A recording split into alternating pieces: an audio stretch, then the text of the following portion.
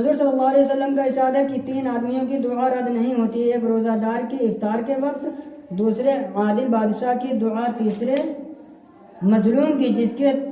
جس کو حق تعالیٰ شانہ بادلوں سے اوپر اٹھا لیتے ہیں اور آسمان کے دروازے اس کے لیے کھول دیے جاتے ہیں، اور ارشاد ہوتا ہے کہ میں تیری ضرور مدد کروں گا وہ کسی مصلحت سے کچھ دیر ہو جائے۔ در منصور میں حضرت عائشہ رضی اللہ عنہا سے نقل کیا ہے، جب رمضان آتا تو نبی کریم صلی اللہ علیہ وسلم کا رنگ بدل جاتا تھا اور نماز میں اضافہ ہو جاتا تھا اور دعا میں بہت عاجزی فرماتے تھے اور خوف غالب ہو جاتا تھا۔ دوسری روایت میں فرماتی ہیں کہ رمضان کے ختم تک بستر پر تشریف نہیں لاتے تھے۔ ایک روایت میں ہے کہ حق تعالیٰ شانہ رمضان میں عرش کے اٹھانے والے فرشتوں کو حکم فرما دیتے ہیں کہ اپنی اپنی عبادت چھوڑ دو اور روزہ داروں کی دعا پر آمین کہا کرو۔ بہت سی روایات سے رمضان کی دعا کا خصوصیت سے قبول ہونا معلوم ہوتا ہے، اور یہ بے تردد بات ہے کہ جب اللہ کا وعدہ ہے اور سچے رسول صلی اللہ علیہ وسلم کا نقل کیا ہوا ہے تو اس کے پورا ہونے میں کچھ تردد نہیں، لیکن اس کے بعد بھی بعض لوگ کسی غرض کے لیے دعا کرتے ہیں مگر وہ کام نہیں ہوتا،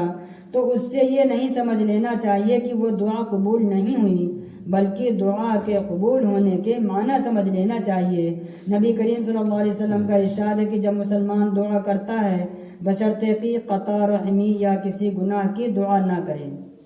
تو حق تعالیٰ شانہ کے یہاں سے 3 چیزوں میں سے ایک چیز ضرور ملتی ہے، یا خود وہی چیز ملتی ہے جس کی دعا کی یا اس کے بدلے میں کوئی برائی مصیبت اس سے ہٹا دی جاتی ہے، یا آخرت میں اسی قدر ثواب اس کے حصے میں لگا دیا جاتا ہے۔ ایک حدیث میں آیا ہے کہ قیامت کے دن حق تعالیٰ شانہ بندہ کو بلا کر ارشاد فرمائیں گے، اے میرے بندے، میں نے تجھے دعا کرنے کا حکم دیا تھا اور اس کے قبول کرنے کا وعدہ کیا تھا، تو نے مجھ سے دعا مانگی تھی، وہ عرض کرے گا مانگی تھی، اس پر ارشاد ہوگا کہ تو نے کوئی دعا ایسی نہیں کی جس کو میں نے قبول نہ کیا ہو، تو نے فلاں دعا مانگی تھی کہ فلاں تکلیف ہٹا دی جائے، میں نے اس کو دنیا میں پورا کر دیا تھا، اور فلاں غم کے دفاع ہونے کے لیے دعا کی تھی مگر اس کا اثر کچھ تجھے معلوم نہیں ہوا، میں نے اس کے بدلے میں فلاں اجر و ثواب تیرے لیے متعین کیا۔ حضور صلی اللہ علیہ وسلم